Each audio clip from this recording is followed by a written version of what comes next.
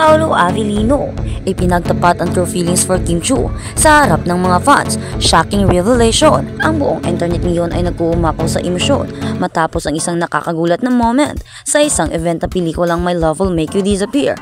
Sa harap ng daang-daang fans, hindi napigilan ni Paolo Avellino ang kanyang nararamdaman para kay Kim Chiu at ang reaksyon ng publiko.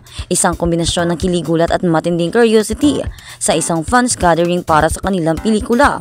Hindi inaasahan ng lahat na biglang magiging emotional ang eksena.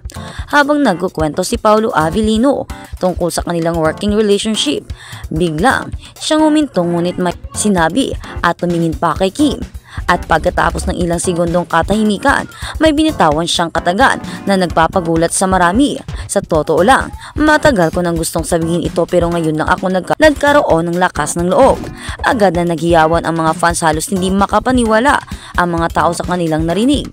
Kim Chiu halatang nagulat, tila hindi rin alam kung paano tutugon sa sinabi ni Paolo Avellino. Kaya naman, ang tanong ng mga netizens, may something na ba sila? Marami kasi ang nagtataka kung ano ang ibinulong ni Paolo Avellino kay Kim sa kanilang gathering. Parang iba daw, parang may something. Kaya naman marami ang kinilig. Marami rin fans ang naging curious dahil nga ano nga ba daw ang sinabi ni Paolo o ano nga ba ang binulong ni Paolo kay Kim? Bakit tila kinilig si Kim Chiu?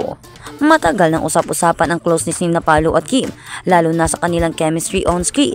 Pero dahil pareho silang pribadong tao, pagdating sa personal nilang buhay, walang malinaw na kumpirmasyon kung may namamagitan nga sa kanila. Ngunit pagkatapos ng shocking statement ni Paolo, muling nabuhay ang espekulasyon, may something na nga ba sila beyond friends? Pagkatapos ng revelasyon ni Paolo, tumawa si Kim at tila hindi agad alam ang sagot. Ngunit isang bagay ang napansin ng lahat, namumula siya at naiilang. Kaya naman sigaw ng maraming netizens, "Nako, ano kaya ang ibinulong mo, Paolo? Bakit naging ganyan si Kim?" Sa kabila ng kanyang formal na sagot, "Paolo, ano ba magkukwento lang dapat tayo?" Kita sa kanyang mukha na tila may tinatago siyang emosyon. Mas lalo pang nagliyab ang kilig ng fans na biglang umiti si Paolo at sabihing, "Basta, tandaan mo yan, Kim Chiu and Paolo Avellino lang forever." Dahil sa mga nangyari, hindi na mapigilan ng netizens ang mag-isip kung ano ang tunay na namamagitan sa dalawa.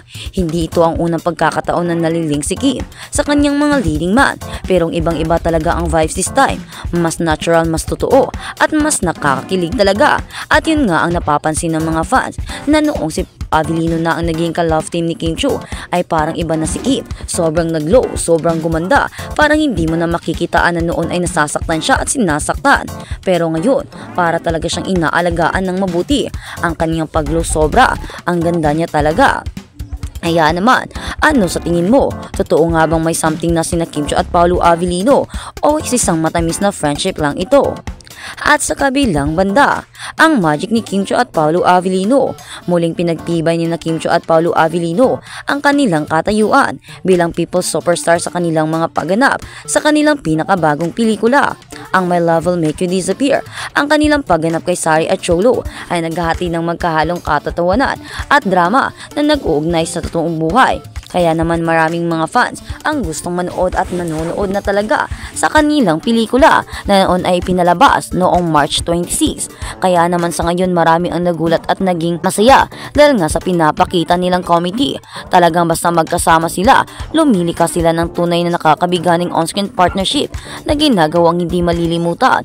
Ang kanilang love story, ang romantic comedy na humahanga sa mga manonood sa katatawanan ng puso ay tumawid na sa 100 million. Pero noong March 31 pa yan, kaya naman inaabangan ang 1 at 2 at ngayong April kung ilan talaga ang aabutin nito. Inilarawan ng director na si Jed Villanes ang pelikula bilang isang wild and fun take on love na nag-aalok ng kakaibang dynamic mula sa mga nakaraang proyekto ni Chiu at Avellino, ang linlang and What's Wrong with Secretary Kim.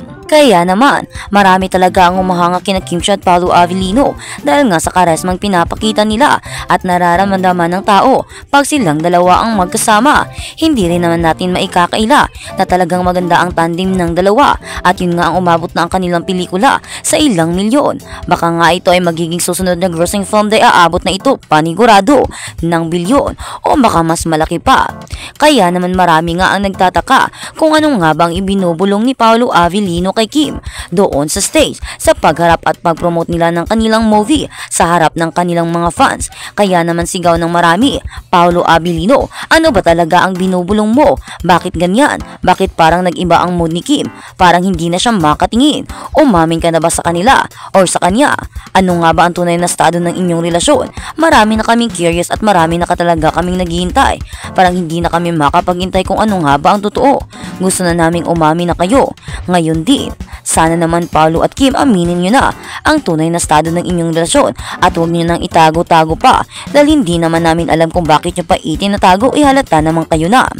At sa kabilang balita, inamin ni Kim Chiu na siya ang laging huling nagtitext kay Paolo Avellino ay itong may mga cute na revelasyon. Sinabi ni Kim Chiu na siya daw ang unang nagtitext kay Paolo Avellino at siya din ang last na nagtitext. Naku naman, parang iba na talaga to. So ibig sabihin, hindi lang sila magka-text, baka magkatawagan pa. Baka ito ay ginagawa nila pagkatapos ng kanilang set or baka on their way home. Pag nasa bahay na sila, to know each other na safe silang nakauwi. Baka iba na talaga ang naroon sa kanilang dalawa. Ang unang tanong ay tungkol sa kamakailang regalo na ibinigay ni Paolo kay Kim at ang mga bulaklak. When asked their dream destination, Kim looked so thrilled when they both answered beach.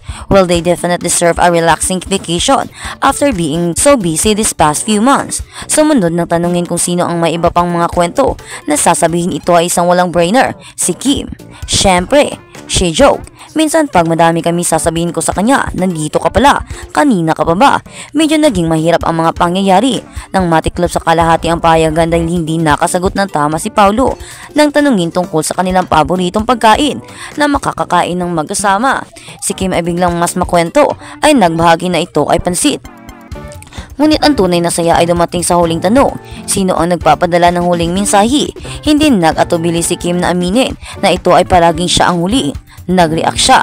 Napakaganda ng Kim Pao at kahit isang maliit na larong tulad nito, lalo na kaming napapamahal sa kanila dahil talagang go for it sila. Talagang sinasagot nila ang mga tanong.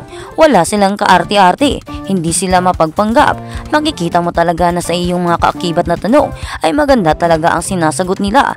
Ibig sabihin, may something na nga at talagang pinapakita nila na hindi sila boring dalawa at hindi kami magsisisi na sinuportahan namin sila. Kaya naman, Kim Pao forever. Yun ang sigaw ng karamihan. Ang inaantay na lang nila ay ang pag-amin daw ni na Kim Chiu at Paolo Avellino kung ano nga ba ang tunay na estado ng kanilang relasyon. At kapag totoo na ito, ay baka naman, marami na talaga ang magiging masaya, marami na talaga ang hanga at panigurado.